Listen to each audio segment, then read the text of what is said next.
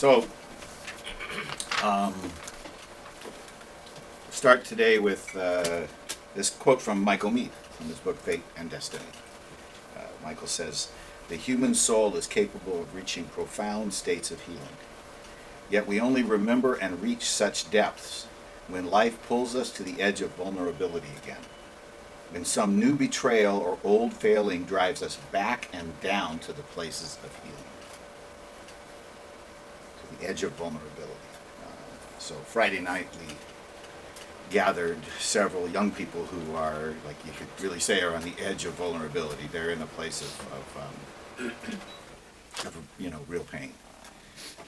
And one other thing I learned from Michael was old stories to help us find a place to enter into our pain or our wounds.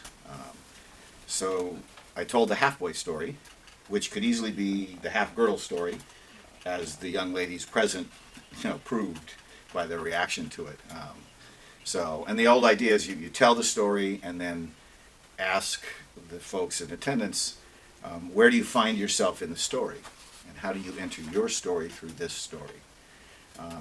And in this case, in the half-boy story, there's a place where the boy or girl who was made half, either by birth or by something in life, meets his other half at the river. And he knows that he's going to be in for the fight of his life, the fight for his life or for her life. And for a moment they stand facing each other, a mirror image. So it's the right half, no left, facing the left half, no right. And when you face yourself that way, you're reminded of all the pain, the betrayals, the woundings, all the suffering of your life that have left you, less than what you can be, left you half.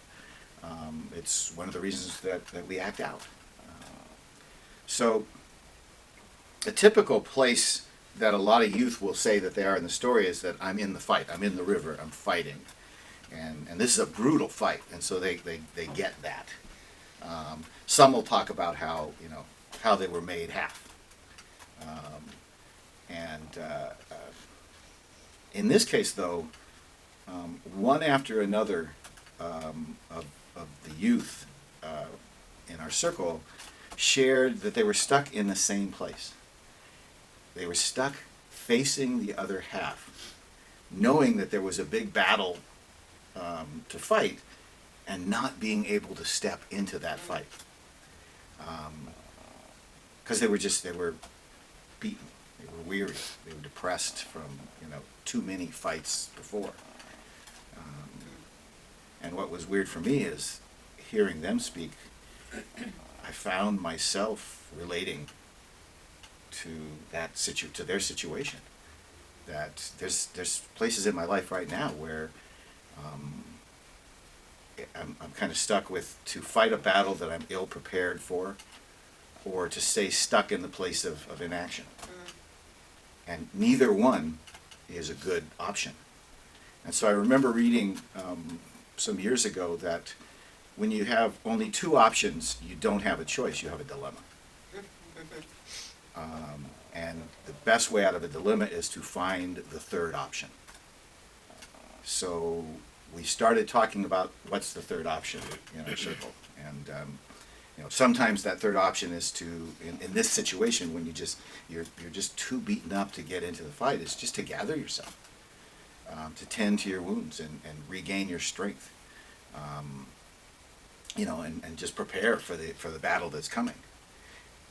And what this does is it changes the focus from I'm too beaten or depressed to take action to I'm taking care of myself so I can take action and I will be ready for the fight.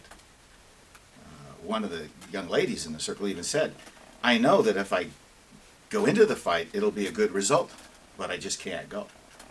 So another third option would be to find what's blocking us. So some grief or betrayal or something that has not been expressed, and work through that to remove the blockage. By placing ourselves in the story, we're able to talk about what's holding us back, and possibly to identify the blockage or the depression or whatever it is that's keeping us from really entering into the fight for our life. And then one of our young ladies, she found her third option in the circle by expressing it and gaining some strength in the group, and then realizing that she just has to get herself ready for the fight. So she wrote me this on Saturday. She wrote, "I'm okay. I made myself get out of bed and get in the shower. Now I'm going out.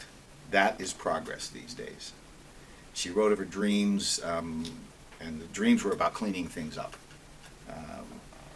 And then she wrote, I woke up really determined to make myself happy again. Thank you for always being there. Everyone was awesome and brave, and I was inspired. Last night gave me hope that there are still good people out there."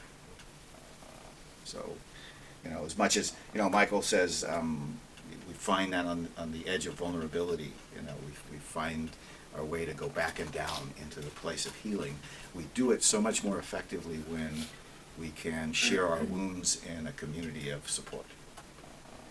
So a lot of young people and one older guy, found that place.